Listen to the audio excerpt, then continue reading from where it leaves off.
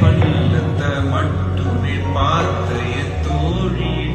அவசரத்தில் ஒன்னதான் தூக்கி நான் சுமப்பேனே கடலட போல